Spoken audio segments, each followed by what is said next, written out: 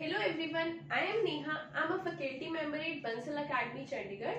Bansal Academy में mainly students को CSIR net के लिए प्रिपेयर किया जाता है। तो अगर बात करी जाए CSIR एग्जाम की एंड स्पेशली अबाउट केमिस्ट्री, तो हमें पता है कि केमिस्ट्री का जो एग्जाम है that is of 200 marks.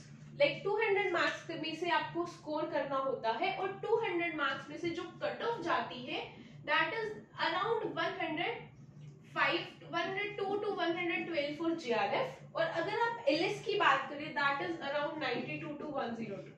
This is just a rough idea कि डिपेंडिंग अपॉन मेनी फैक्टर्स ये कट ऑफ का रेंज रहता है हमेशा।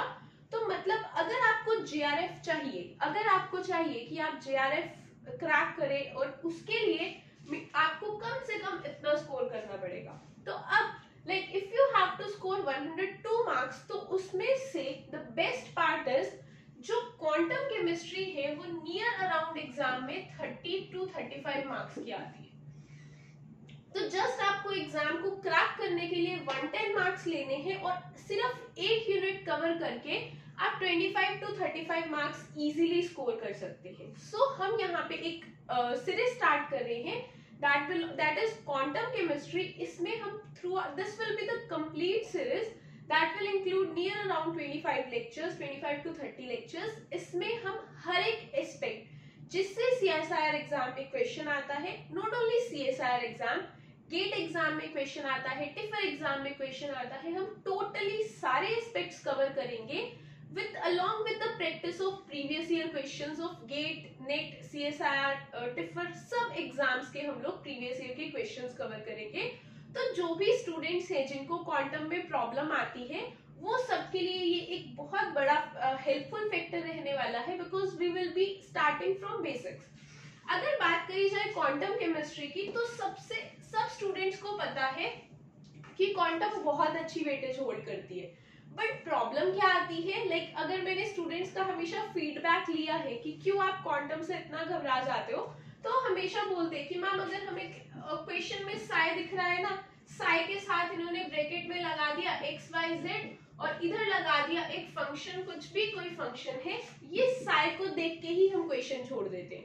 और ऐसा किसी एक स्टूडेंट के साथ नहीं है, बहुत सारे स्टूडेंट्स के साथ ऐसा है कि उनको बस ये साई दिखेगा और वो क्वेश्चन छोड़ देंगे। और आई एम श्योर अगर आप ये वीडियो देख रहे हैं तो आपको भी ये एक ट्रॉमा है माइंड में कि ऐसे क्वेश्चन है साथ में कुछ भी कॉम्प्लेक्स ऑफ वेव फंक्शन लिखा होगा, like this wave function √2/L cos iota sin phi cos e raised to power iota cos phi, ऐसा सा कोई फंक्शन लिखा होगा और इसको देखते ही स्टूडेंट्स बिना रीड किए जस्ट ये फैक्टर देख के क्वेश्चन छोड़ देते हैं और ऐसे ही छोड़ते छोड़ते उनका 30 मार्क्स का लॉस हो जाता है जो वो इजीली स्कोर कर सकते हैं। सो जब हम क्वांटम स्टार्ट करेंगे that is a very lengthy unit, obviously weightage भी अच्छी है, so it is worth it. तो मेन टारगेट जो हम सबसे स्टार्टिंग के 3-4 लेक्चर्स में रखेंगे वो यही रहेगा कि कैसे आपके माइंड से ये फैक्टर निकालना है कि ये चीजें डरने वाली नहीं है। अगर आपको मैं ये बोल दूं कि ऐड करो 500 में 25, तो क्या आप इसको देख के डर जाते हो? नहीं ना, बिकॉज आपको डायरेक्टली पता है this is equal to 525। Reason क्या है? क्योंकि दिस इज एन एडिशन जो आप बचपन से करते आ रहे हो, जो आपने 2nd-3rd क्लास में सीखा और वो चीजें आप अभी तक यूज कर रहे हो। तो इनसे आप यूज टू हो, तो इनको देख के आप डरते नहीं हो। लेकिन आप जब इन फैक्टर्स को देखते हो और ये बिल्कुल आपके लिए नए हैं, स्पेशली जो स्टूडेंट्स मेडिकल बैकग्राउंड से हैं, तो वो तो ये देख के ही छोड़ देते हैं कि हमें ये सॉल्व नहीं करना आता। सिर्फ इसके पीछे एक रीजन है, because you are not used to this exponent term, this under root, this cos theta, cos phi. So सिर्फ एक ट्रोमा की वजह से, एक यूज्ड टू नहीं होने की वजह से आप इतना लॉस कर देते हैं अपना। सो हम क्वांटम को एक इसके लिए स्ट्रेटेजी से पढ़ेंगे। The strategy will be starting के 1-2 लेक्चर में we will be discussing some basic terms. Basic terms में हम वो टर्म्स डिस्कस करेंगे कि अगर साई है तो उसको देख के नहीं डरना, साई क्या एक्सप्लेन करता है, इतना जो कॉम्प्लेक्स वेव फंक्शन दिया है वो एक्सप्लेन क्या करना चाहते हैं, ये हम एक्सप्लेन करेंगे स्टार्टिंग के कुछ लेक्चर्स में। We will discuss some basic mathematics that will include integration, differentiation, हम ये यही सब डिस्कस करेंगे, बिकॉज बहुत सारे स्टूडेंट्स मेडिकल बैकग्राउंड वाले और साथ में नॉन मेडिकल वाले भी, जिनको अगर कॉम्प्लेक्स इंटीग्रेशन डिफरेंशिएशन आ जाए तो वो पैनिक में सॉल्व नहीं कर पाते। तो हम ये जो स्टार्टिंग के कुछ लेक्चर्स है, we will do some basic terms along with some mathematical tricks like integration, differentiation, how to solve them. Okay, so we will be discussing this. Then in the further lectures, this is just कि आप used to हो जाओ इन सब topic से। अगर आगे बात करी जाए फर्दर लेक्चर्स की, तो उसमें हम स्टार्ट करेंगे। सबसे पहले we will be discussing about postulates of quantum mechanics. Postulate of quantum mechanics, we have 5 postulates of quantum mechanics. In postulates में से एग्जाम में हर साल क्वेश्चन आता ही आता है, बिकॉज इन 5 postulates में से हम ऑपरेटर्स को कवर कर लेते हैं, हम आइगन फंक्शंस को कवर कर लेते हैं, एंड इसमें से हर साल एग्जाम में क्वेश्चन आता ही आता है। इसी में हम स्क्रोडिंजर वेव इक्वेशन को भी कवर कर लेते हैं। इसमें से हर साल एग्जाम में क्वेश्चन आता ही आता है और बहुत इजी कंसेप्ट होता है, फिर भी स्टूडेंट्स इसको अटेम्प्ट नहीं कर पाते। रीजन क्या है? Because they don't have a strong hold over mathematics. ये करने के बाद नेक्स्ट हम इन्हीं जो ऑपरेटर्स है, कुछ हम पोस्टुलेट्स में पढ़ेंगे, कुछ हम बाद में डिस्कस करेंगे। Then we will be discussing particle in a box, particle in a box that will include 1 dimensional, 2 dimensional, 3 dimensional box, and this is also very important। इसमें से भी हर साल विदाउट एनी गैप क्वेश्चन आता ही आता है। कई बार एक सेम एग्जाम में 2 क्वेश्चंस आ जाते हैं इस टॉपिक से। उसके बाद next we will be discussing about tunnelling effect. Then after tunnelling effect we will be discussing simple harmonic oscillator, that is also 1 dimensional, 2 dimensional, 3 dimensional. After that we will be discussing hydrogen atom, उसके बाद hydrogen atom discuss करने के बाद हम कुछ complex mathematical topics पे जाएंगे। Those will be approximation methods,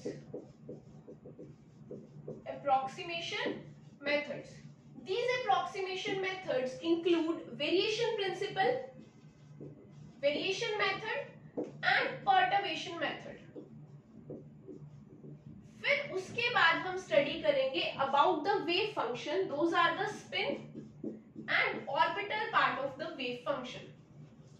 Then after that we will be discussing about the molecular orbital and covalent theory, and after that we will be discussing Debye-Hückel theory. Okay, so these are just the main topics. Every topic has 5 to 6 subparts. इतना नहीं है कि यही है बस, these are just the main topics। जैसे अब particle in a box है, उसमें जब हम 1 डायमेंशनल बॉक्स पढ़ेंगे तो फिर हम उसकी मैथमेटिक्स सॉल्व करेंगे, उसका एनर्जी लेवल डायग्राम देखेंगे, उसके फिर प्रोबेबिलिटी के ग्राफ्स देखेंगे, कर्व्स देखेंगे। So every topic is major in itself. Okay, so ये टॉपिक्स है जो हम कवर करेंगे। इन टॉपिक्स को कवर हम नेक्स्ट लेक्चर से स्टार्ट करेंगे। आज के लेक्चर में हम सिर्फ क्या करेंगे, we will discuss some mathematical tricks like how to solve the complex mathematical problems।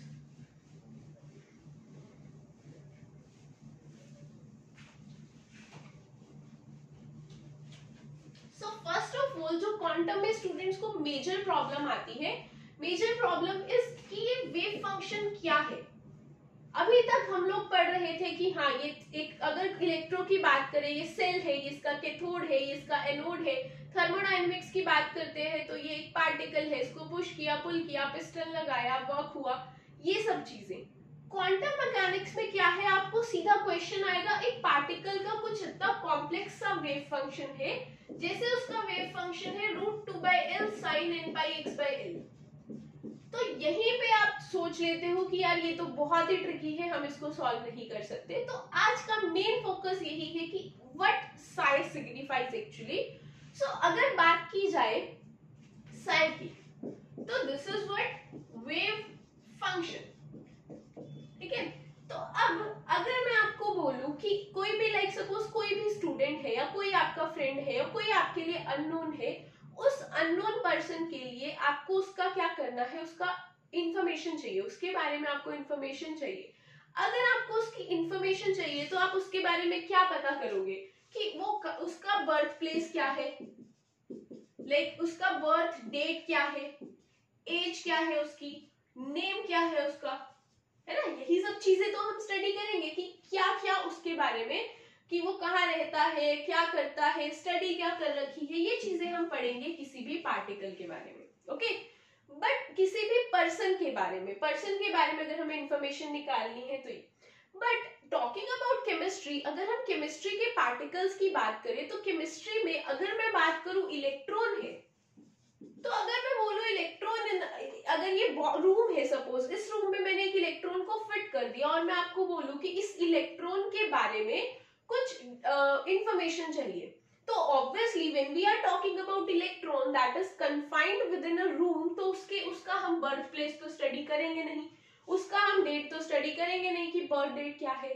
When the particle is a subatomic particle or a microscopic particle or anything like we are dealing with a system, तो ये चीजों की existence नहीं होती। तब अगर हमें किसी सिस्टम को केमिस्ट्री में, क्वांटम केमिस्ट्री में पढ़ना है, तो हम क्या करेंगे, हम उस सिस्टम की एनर्जी कैलकुलेट करेंगे, हम उस सिस्टम की मोमेंटम कैलकुलेट करेंगे। अगर मैं बोल दूं कि इस रूम में मैंने एक इलेक्ट्रॉन फिट करा है, तो इस रूम में जब मैंने इलेक्ट्रॉन फिट कर दिया तो उसका रूम में तो भी तो कितना सारा प्लेस है, तो एग्जैक्टली वो किस पोजीशन पे लाया करता है हम ये पता करेंगे, ठीक है।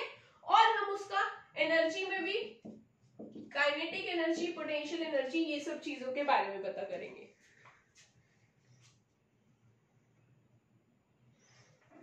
ओके। सो हम इन सब फैक्टर्स के बारे में पता करते हैं जब हमारे पास क्या है, किसी सिस्टम की बात हो रही है। तो ये सब कैसे पता चल सकता है, ये सब हमें पता चलता है वेव फंक्शन से।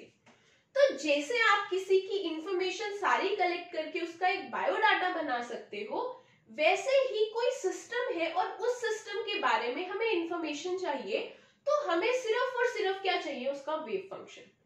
उसका वेव फंक्शन अगर मुझे पता है, साई क्या डिपिक्ट करता है कि उसका वेव फंक्शन, इसके साथ ब्रैकेट में अगर एक्स वाई जेड लगाया है, तो एक्स वाई जेड क्या डिपिक्ट करता है कि एक्स एक्सिस में वो पार्टिकल मूव कर रहा है, तो कितने डिस्टेंस पे है वो एक्स एक्सिस से, वाई एक्सिस से वो कितने डिस्टेंस पे, जेड एक्सिस से कितने डिस्टेंस पे है। मतलब जो वेव फंक्शन है, मतलब जो वो पार्टिकल है, उसकी जो पोजीशन है वो एक्स पे, वाई पे और जेड पे डिपेंड करती है। ऑब्वियसली अगर कोई पार्टिकल मैं इस रूम में देखूं तो मुझे उसका डिस्टेंस मेजर करना है, तो मैं वॉल्स को अपनी ओरिजिन ले लूंगी, वॉल्स को अपनी एक्सिस ले लूंगी और हम वॉल से डिस्टेंस मेजर करेंगे। तो जब हम वॉल से डिस्टेंस मेजर कर रहे हैं तो ऑब्वियसली वॉल कहाँ पे है उस पे तो डिपेंड कर ही रहा है ना कि कितना डिस्टेंस है। सो वेव फंक्शन के ब्रैकेट्स में जब हम ये चीजें लगाते हैं, ये हम वेरिएबल्स लगाते हैं, इससे ये पता चलता है कि ये जो वेव फंक्शन है वो x पे, y पे, z पे डिपेंड करता है। ये स्टोरी यहीं खत्म नहीं होती, कभी कभी हमारे पास वेव फंक्शन t पे भी डिपेंड करता है, वेव फंक्शन टाइम पे भी डिपेंड करता है, और कभी कभी क्या होता है हमारे पास कोऑर्डिनेट्स कुछ इस फॉर्म के आ जाते हैं, that is r, theta, phi. These are what? These are the polar coordinates. So we will be discussing these polar coordinates, but later on we will be discussing. Today in this lecture we will be just discussing कि wave function क्या है। तो wave function हमारे पास क्या है, एक ऐसा function जो किसी भी सिस्टम के बारे में कुछ भी बता सकता है। कैसे? उसका पोजीशन बता सकता है, उसका टाइम बता सकता है कि इस टाइम पे वो इस पोजीशन पे है, और फर्दर हम आगे कैलकुलेशंस करना सीखेंगे कि कैसे वो क्या कर सकता है, उसका पोजीशन, मोमेंटम, काइनेटिक एनर्जी, ये चीजें वी विल बी डिस्कसिंग। तो कैसे हम इस वेव फंक्शन को यूज कर सकते हैं किसी भी सिस्टम की इंफॉर्मेशन निकालने के लिए, ठीक है। सो if we have to define phi, then phi is a function that is used to describe give the information about the particle। मतलब वो किसी भी पार्टिकल के बारे में कुछ भी इंफॉर्मेशन दे सकता है, ठीक है। तो अब क्वांटम मैकेनिक्स का ओरिजिन कहां से हुआ, ठीक है। तो वेव फंक्शन अभी हम थोड़ा सा पता चला हमें कि वो उसके बारे में इंफॉर्मेशन देगा, जब हम एप्लीकेशन पार्ट करेंगे तो then you will be more clear about the concept. अभी देखो, हम अगर बात करें कि क्वांटम मैकेनिक्स का ओरिजिन कहां से हुआ, क्यों जरूरत पड़ी इतनी मैथमेटिकल ब्रांच की, अगर हमारा काम अगर इसके बिना चल रहा होता तो ऑब्वियसली हम क्यों अपने सब्जेक्ट को इतना ट्रिकी बनाते हैं ना। तो स्टार्टिंग में क्या हुआ, अगर मेरे पास स्टार्टिंग में तो एटम वाज कंसीडर्ड एज कि हाँ एटम ही हमारा सबसे छोटा पार्टिकल है, उसको फर्दर हम डिसोसिएट नहीं कर सकते। तो उससे पहले तक हमारे पास हेवी पार्टिकल्स थे, मैक्रोस्कोपिक बॉडीज थी, जैसे कोई कार है, जैसे कोई ट्रक है, जैसे कोई बॉल है। स्टार्टिंग में हमारे पास सिर्फ ऐसे पार्टिकल्स थे। तो इन पार्टिकल्स के अगर मुझे कोई कार दिख रही है, मुझे उसका मास पता है, मुझे उसका डिस्टेंस पता है, उसने कितना कवर किया, कितने टाइम में कवर किया, तो उससे हम उस पार्टिकल पे फोर्स निकाल सकते, एक्सेलरेशन निकाल सकते, उसकी वेलोसिटी निकाल सकते, है ना। कैसे निकालते हैं हम? ये हम निकालते हैं यूजिंग न्यूटन्स लॉ। न्यूटन्स के लॉ लगा के हम लोग क्या कर सकते हैं, किसी भी मैक्रोस्कोपिक बॉडी के लिए ये सारी इंफॉर्मेशन निकाल सकते हैं। और बहुत सारे इयर्स तक ये चीज फॉलो करी गई कि न्यूटन्स के लॉज लगाए गए इन चीजों पे। बट जैसे जैसे एडवांसमेंट हुई, जैसे जैसे हमें पता चला कि एटम के अंदर इलेक्ट्रॉन्स प्रेजेंट है, प्रोटॉन्स प्रेजेंट है, न्यूट्रॉन्स प्रेजेंट है, तो अब क्या किया गया, अब हमें ये जो इलेक्ट्रॉन है जो न्यूक्लियस के आसपास ऐसे रिवॉल्व कर रहा है, अब मुझे निकालना है कि ये थर्ड शेल में इलेक्ट्रॉन की एनर्जी कितनी है। ठीक है, तो अब अगर एनर्जी निकालनी है, kinetic energy expression will be half mv²। तो अब इलेक्ट्रॉन का हमें मास भी पता है, चलो हम किसी तरीके से वेलोसिटी भी निकालते हैं, पुट करते हैं, बट आंसर तो मैच ही नहीं करा। क्या किया, इलेक्ट्रॉन का मास पता है, वेलोसिटी पता है, यहाँ सब्स्टिट्यूट किया, उसकी एनर्जी निकाली गई। But the problem that was faced कि एनर्जी तो सही आई नहीं, जो एक्चुअल में उसकी एनर्जी है वो मैच नहीं कर रही थी।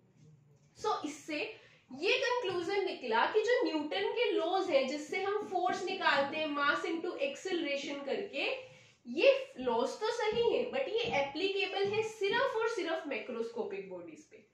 अगर हम पहुंच जाए माइक्रोस्कोपिक बॉडीज पे, लाइक इलेक्ट्रॉन्स पे, प्रोटॉन्स पे, न्यूट्रॉन्स पे, स्मॉलर पार्टिकल्स पे, तो फिर ये लॉज वहां फेल हो जाते हैं। तो ये जो सारी की सारी हमारी क्लासिकल मैकेनिक्स है, that is based upon Newton's law. But जो उसके बाद आंसर्स नहीं आ रहे थे, एक्सपेरिमेंटल थ्योरेटिकल डाटा मैच नहीं कर रहा था, तो उसके लिए क्या किया गया, उसके लिए हमारे पास एक केमिस्ट्री की नई ब्रांच आई, that is known as quantum chemistry. तो अब क्वांटम केमिस्ट्री क्या है हमारे पास, क्वांटम केमिस्ट्री में ये बताया गया कि अगर पार्टिकल माइक्रोस्कोपिक है तो वो particle that do not obey Newton's law, उस पे न्यूटन के लॉ तो एप्लीकेबल नहीं होंगे। फिर हम इस पार्टिकल के लिए कैसे एनर्जीज निकालेंगे, तो क्या किया गया, वहां से ओरिजिन हुआ वेव फंक्शन का। ठीक है, वेव फंक्शन क्या है हमारे पास, कोई भी ऐसा फंक्शन है जो इन फैक्टर्स पे डिपेंड करता है। जैसे यहाँ वेरिएबल कौन सा, x। मान लो मेरा पार्टिकल ऐसा है जो एक ही डायरेक्शन के अलोंग मूव कर रहा है। जब वो एक ही डायरेक्शन के अलोंग मूव कर रहा है तो ऑब्वियसली वो सिर्फ x पे डिपेंड करेगा। तो this wave function is dependent upon x only. तो अब मतलब ये सिर्फ x को चेंज करते जाएंगे तो वेव फंक्शन चेंज होता जाएगा। तो क्या किया गया, जो भी केमिस्ट थे जो इस पे वर्क कर रहे थे, उन्होंने क्या करा, बहुत सारे वेव फंक्शंस चूज किए। ठीक है, फिर वेव फंक्शन चूज किए, उस पे मैथमेटिक्स अप्लाई किए, आंसर्स निकाले, जो आंसर्स मैच कर गए वो वाले वेव फंक्शन एक्सेप्टेबल कंसीडर किए गए। So this was just the basic idea how quantum mechanics work. पहली बात तो क्वांटम मैकेनिक्स है जो वो सिर्फ और सिर्फ हमारी क्या करती है, इन्हीं वो न्यूटन्स लॉ को तो फॉलो नहीं करती, तो कुछ और मेथड हमें फॉलो करना पड़ेगा। वो कुछ और मेथड क्या है हमारे पास, कि हमें यहाँ पे कॉम्प्लेक्स वेव फंक्शंस चाहिए।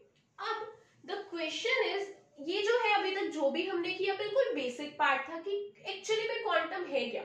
स्टूडेंट्स करने तो लग जाते हैं कि अच्छा इस पे ये मैथमेटिक्स अप्लाई करिए, ऐसे किया, बट जब तक आपको बेसिक क्लियर नहीं होगा तो आप इतनी एडवांस ब्रांच का कभी भी क्वेश्चन नहीं सॉल्व कर पाएंगे। सो अभी तक जितना भी हमने टॉपिक किया that was just a basic idea कि this is how things work. अभी हम अब से स्टार्ट करने वाले हैं तो क्वेश्चन सॉल्विंग अप्रोच, जिससे आपको एग्जाम में क्वेश्चंस दिखेंगे। तो सबसे पहले अगर मैं बात करूं, बार बार मैं एक ही वर्ड यूज कर रही हूं, that is wave function, because entire quantum chemistry is based upon the choice of the wave function, कि क्या वेव फंक्शन चूज किया है उसके अकॉर्डिंग हमें आंसर्स मिलेंगे। तो अब क्या है, पहले तो जब सारी क्वांटम केमिस्ट्री वेव फंक्शन पे बेस्ड है तो हमें ये तो देखना पड़ेगा ना कि कौन सा वेव फंक्शन एक्सेप्टेबल है। ऐसा तो है नहीं कि कोई पार्टिकल कुछ और है, वेव फंक्शन कुछ और है, there might be some relation. तो first topic that we will be discussing, which wave functions are acceptable, which wave functions are acceptable. मतलब अगर हमें वेव फंक्शन चूज कर रहे हैं क्वांटम पे अप्लाई करने के लिए, तो कौन से वो वेव फंक्शंस हैं जो एक्सेप्टेबल होंगे। तो इस पे कुछ कंडीशंस हैं, 5 conditions we will be discussing. First is the psi value that we have chosen, that must be normalized. मतलब वेव फंक्शन एक्सेप्टेबल तभी होगा जब वो जो हमने चूज किया है वो नॉर्मलाइज होना चाहिए। अब यहाँ पे एक नई टर्म आ गई, वो नई टर्म क्या है, नॉर्मलाइज्ड, है ना। आपने ये वर्ड सुना भी होगा तो आपको इसका कंसेप्ट क्लियर नहीं होगा, इसीलिए आप क्वांटम की प्रॉब्लम से घबराते हैं या सॉल्व नहीं कर पाते हैं। तो हम पढ़ने का यही मेथड यूज करेंगे कि जो नया वर्ड हमें दिखा उसको हम पहले बहुत इलेबोरेटेड वे में पढ़ेंगे, ताकि एग्जाम में जो इतने टिपिकल वर्ड्स लिखे होते हैं, wave function, normalise and orthogonal, ये वर्ड से हमें डरना नहीं है। So the first thing is normalise. कोई भी वेव फंक्शन नॉर्मलाइज कब होगा, जब वो ये कंडीशन को सेटिस्फाई करेगा, that is between limits can be depend on the system। अब पहली कंडीशन, वेव फंक्शन कब एक्सेप्टेबल होगा, जब वो नॉर्मलाइज्ड होगा। वो नॉर्मलाइज कब होगा, जब ये सॉल्व करके 1 आ जाएगा। अब बात ये है कि ये क्या चीज है, ये सॉल्व करके 1 तो आना चाहिए, बट ये है क्या जो हमने फंक्शन लिखा है। तो this you know very well, this is integration, this is the wave function. ये क्या है हमारे पास, wave function. Now wave function can be of any form. Wave function can be sin theta, wave function can be cos theta, wave function can be e raised to power iota theta x, e raised to power sin theta, wave function can be anything. Now the question is, ये तो चलो wave function हमें chemist ने choose करके दे दिया, फिर आपके पास क्या होता है, वेव फंक्शन ना गिवन होता है एग्जाम में। What is this star of this wave function, ये जो साई स्टार है ये डिपिक्ट करता है कॉम्प्लेक्स कॉन्जुगेट। ये क्या डिपिक्ट करता है, complex conjugate of wave function. अब ये क्या नई चीज है, कॉम्प्लेक्स कॉन्जुगेट क्या है। तो कॉम्प्लेक्स कॉन्जुगेट क्या होता है, सपोज मेरे पास कोई वेव फंक्शन है, वेव फंक्शन कैसा, e raise to power iota theta, मतलब वेव फंक्शन में आयोटा इंक्लूड हो रहा है। What is iota? That is under the root -1। Root के अंदर माइनस, अभी तक तो हम रूट के अंदर माइनस आता था तो सोचते थे कि इक्वेशन ही गलत है, इसीलिए इसको नाम दिया गया कि ये कैसा नंबर है, this is a imaginary term.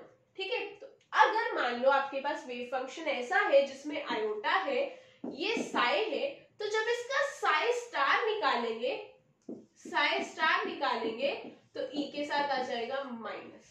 बस इतना काम करना है कि अगर साई में आयोटा के साथ प्लस है तो साई स्टार में आयोटा के साथ माइनस आ जाएगा। अगर मेरे पास मान लो ये है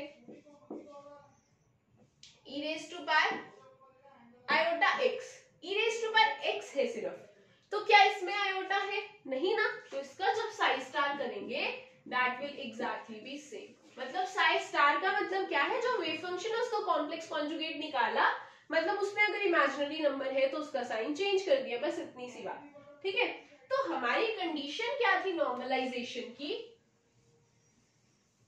द कंडीशन वाज कि साई स्टार हुआ, साई हुआ, डीटो इक्वल्स टू 1। ये हमें पता चल गया क्या है, ये पता चल गया, ये पता चल गया। Now what is this ditto.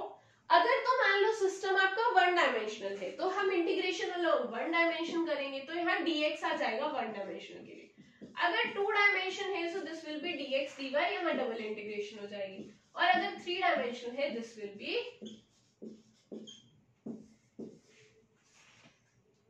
will be 3.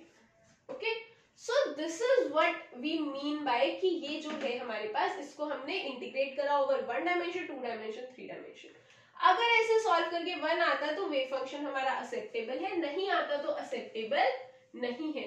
The question being, अगर मान लो वेव फंक्शन ना आपने चूज करा, वेव फंक्शन चूज करने पे उस पे कॉम्प्लेक्स कॉन्जुगेट लगाया, आंसर आया 4. क्या चाहिए था आंसर? 1. आंसर आया क्या? 4. ये तो वेव फंक्शन चलेगा नहीं. बट हम क्या कर सकते हैं, इस वेव फंक्शन के जैसा ही एक वेव फंक्शन बना सकते हैं, बस हम इसको 1 ला सकते हैं. कैसे? अगर मैं दोनों साइड 4 से डिवाइड कर दूं तो क्या होगा? ये तो 1 बन गया, मेरी उधर वाली कंडीशन तो सेटिस्फाई है. Now psi is not accepted because it is not normalized. लेकिन आपको ये नहीं पता चल रहा क्या कि psi star by root 4, psi by root 4 dito equals to 1. मतलब चाहे psi नॉर्मलाइज नहीं है, लेकिन psi by root 4 तो नॉर्मलाइज है, क्योंकि उसको तो सॉल्व करके 1 आ रहा है. So psi is not an acceptable function, but psi by root 4 is an acceptable function. So this is the condition number 1 कि वेव फंक्शन कभी भी क्वेश्चन सॉल्व करने के लिए चेक करना है कि क्या वो नॉर्मलाइज है या नहीं. ये चीज हम सबसे ज्यादा यूज करते हैं सुपरपोजिशन प्रिंसिपल में. जब आप सुपरपोजिशन प्रिंसिपल स्टडी करेंगे तब आप देखेंगे कि बार बार हमें उस वेव फंक्शन को क्या करना पड़ रहा है, नॉर्मलाइज करना पड़ रहा है. Okay, so this is the first condition. Second condition क्या है वेव फंक्शन के एक्सेप्टेबल होने की? Wave function must be single valued. Wave function must be single valued.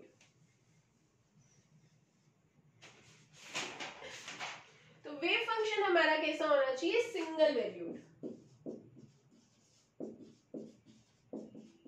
कैसा सिंगल वैल्यूड?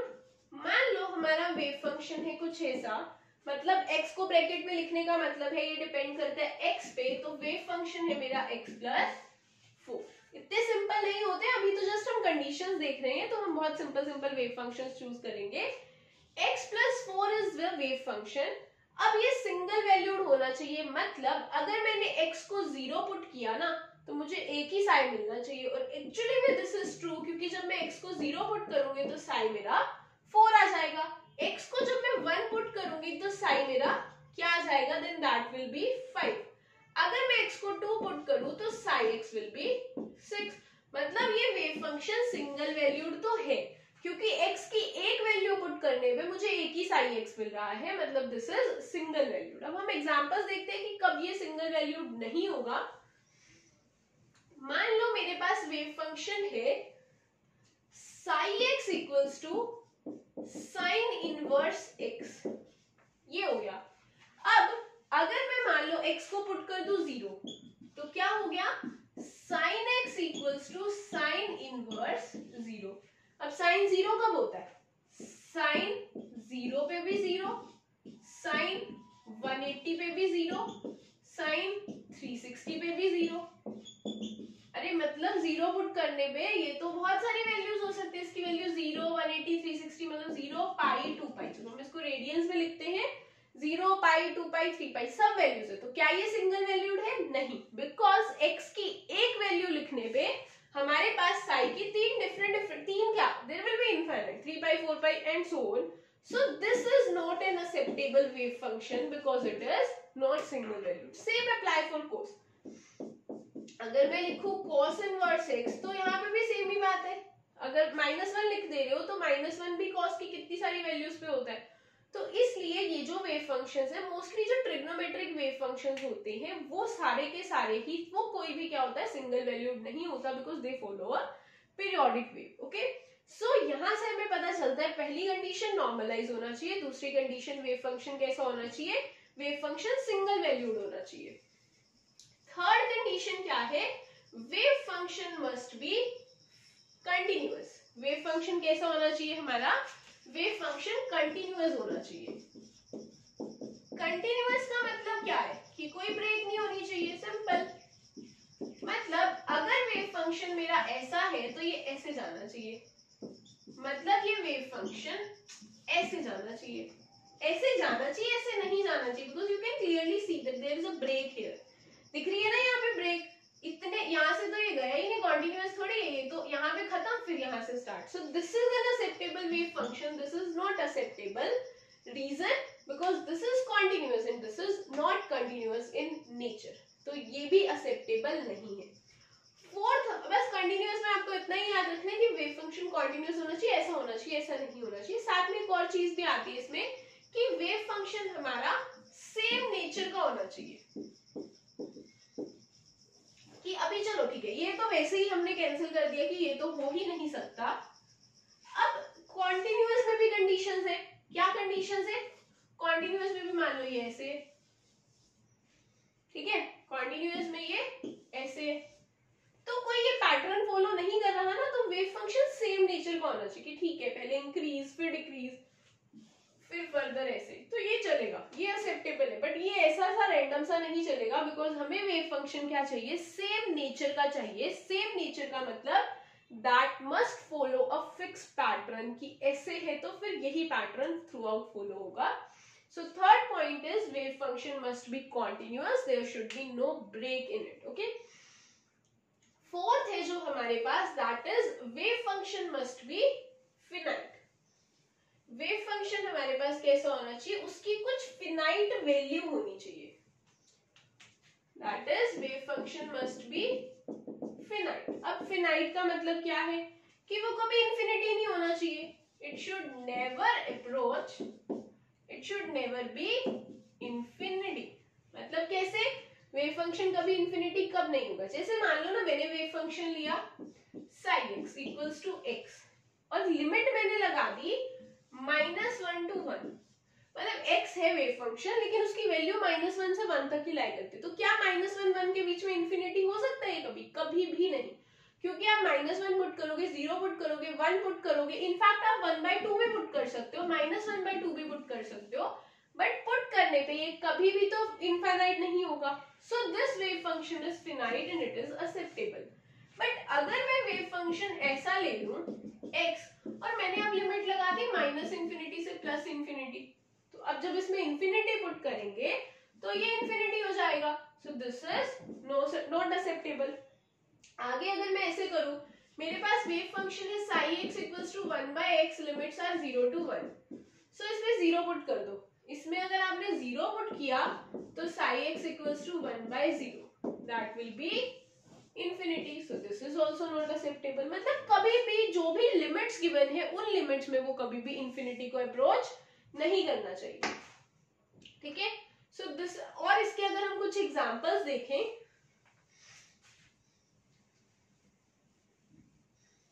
जैसे हमारे पास एग्जांपल है फर्स्ट e⁻⁻x, कहां से?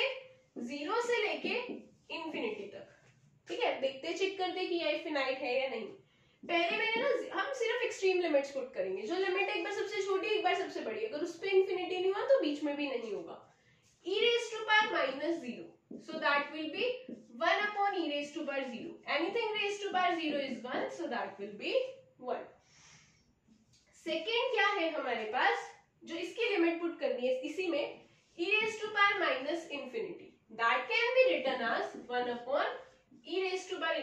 e की वैल्यू क्या होती है? 2.7, so that will be 1/2.7 raised to power infinity. 2.7 को infinite times पावर कर दी, तो obviously that will also approach to infinity.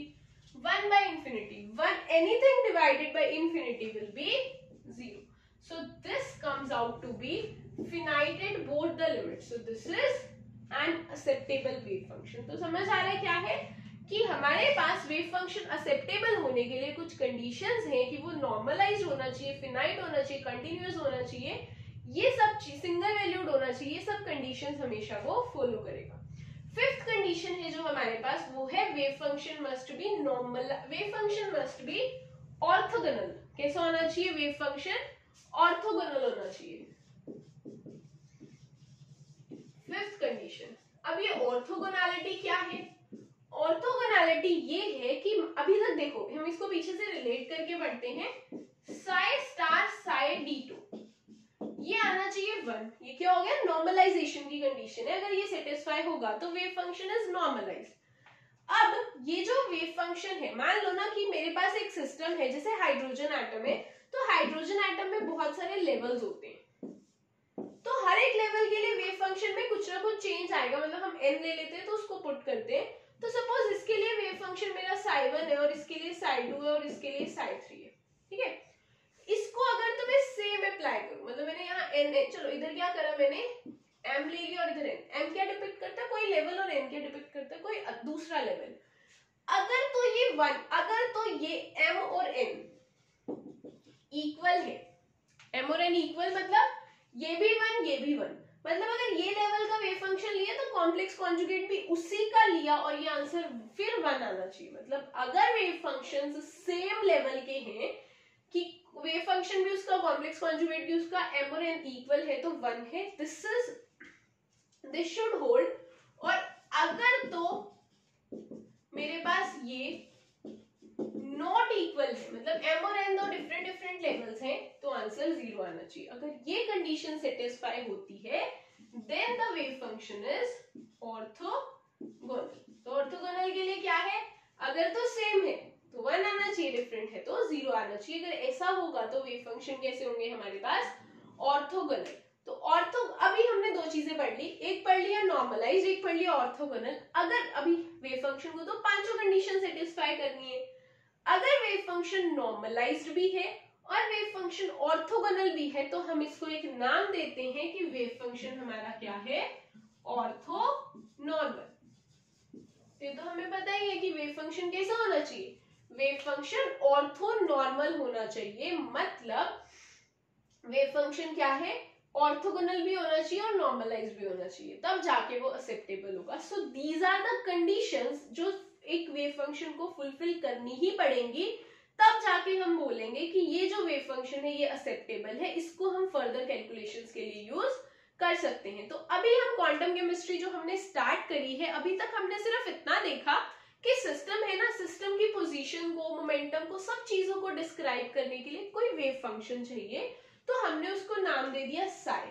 फिर हमने देखा कि एक्स वाई जेड टी पे डिपेंड कर रहा है, आर थीटा फाई पे भी डिपेंड कर सकता है। तो बट अभी फिर हम देख रहे हैं कि हाउ टू चूज, तो वो चूजिंग कंडीशन के लिए हमने 5 प्रॉपर्टीज बनाई, ये सेटिस्फाई करके आपके पास एक वेव फंक्शन आ गया। अब हम ये देखते हैं कि इस वेव फंक्शन को कैसे यूज कर सकते हैं हम कैलकुलेट करने के लिए, क्या, किसी भी पार्टिकल की position, momentum and many other factors. So जो बेसिक इंट्रोडक्शन है क्वांटम की, वो पार्ट हम लोग कंप्लीट कर चुके हैं। This is just introduction. इसमें से क्वेश्चंस आते हैं ये फिनाइट वाले से, या मतलब इनमें से क्वेश्चन आ जाते हैं कि आपको वेव फंक्शन गिवन है, क्या ये फिनाइट है, क्या ये नॉर्मलाइज है, ऐसे भी क्वेश्चन बनता है, प्लस इनका कंपाइल्ड क्वेश्चन भी आता है। सो आज का लेक्चर हम यही फिनिश करते हैं। इसके बाद जो नेक्स्ट लेक्चर है उसमें हम पोस्टुलेट स्टडी करेंगे। तो जब हम पोस्टुलेट स्टडी करेंगे तो उससे you will get to know कि how this wave function can be used to calculate the value of quantities like position, momentum. तो that we will discuss in the next lecture. तब तक के लिए आपका एक होमवर्क है, बिकॉज हम क्वांटम जब स्टडी करते हैं तो मैथमेटिक्स में बहुत प्रॉब्लम आती है। जब मैं मैथ्स करवाऊंगी, जब हम उन प्रॉब्लम्स पे पहुंचेंगे जहां मैथ्स बहुत टिपिकल है, I will be discussing what differentiation is, what integration is, obviously I will be discussing, but better it will be अगर आप उससे पहले लाइक क्वांटम अप्रोच करने से पहले मैथमेटिक्स पे अप्रोच करें, क्योंकि क्वांटम में बहुत कॉम्प्लेक्स मैथमेटिक्स आती है, differential, we have some standard integrals as well. तो वो सॉल्व करने के लिए आपको क्या करना पड़ेगा, पहले डिफरेंशिएशन पे होल्ड अच्छी होनी चाहिए। So I suggest before watching the next video you can like you can make your concepts of mathematics strongly by differentiation integration कर लोगे तो this will be very easy. Okay, so that will be all for this lecture.